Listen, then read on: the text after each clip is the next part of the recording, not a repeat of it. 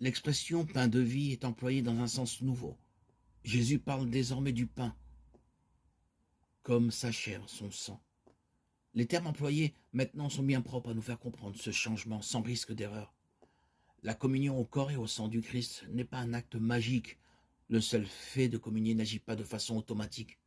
Le danger d'une telle conception n'est pourtant pas exclu dans le comportement pratique des chrétiens. On va quelquefois communier pour se consigner les bonnes grâces de Dieu ou pour éviter des représailles de sa part. La communion n'est plus alors qu'un devoir, une obligation. En somme, on vise à satisfaire Dieu. Communier, c'est croire que Jésus est l'envoyé de Dieu, le Fils de Dieu.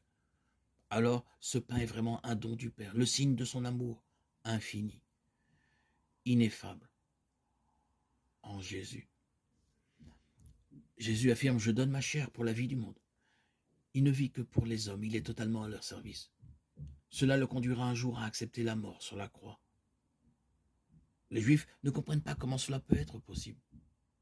Ils s'en tiennent au sens littéral des mots, manger le corps physique de Jésus.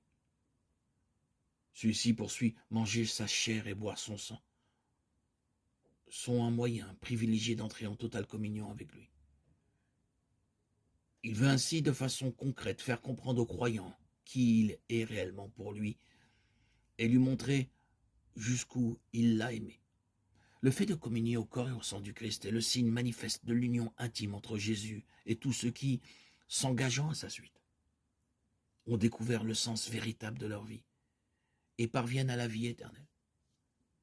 Celui qui fait une telle expérience, toujours nouvelle et toujours plus profonde, n'oubliera jamais que grâce à l'intimité partagée avec Jésus, il peut, lui aussi, devenir un pain donné pour la vie du monde.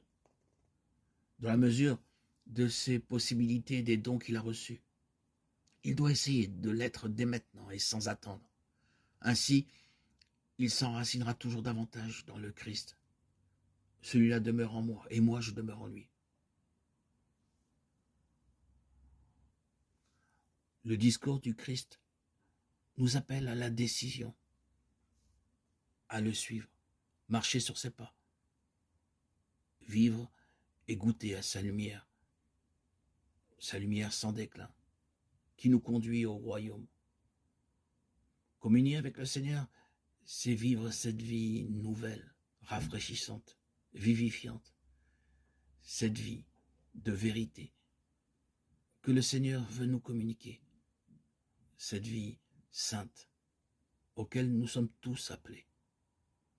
Par notre baptême, nous sommes témoins que Jésus est bel et bien ressuscité dans nos vies, dans la vie de chacun, de tous ceux qui ont goûté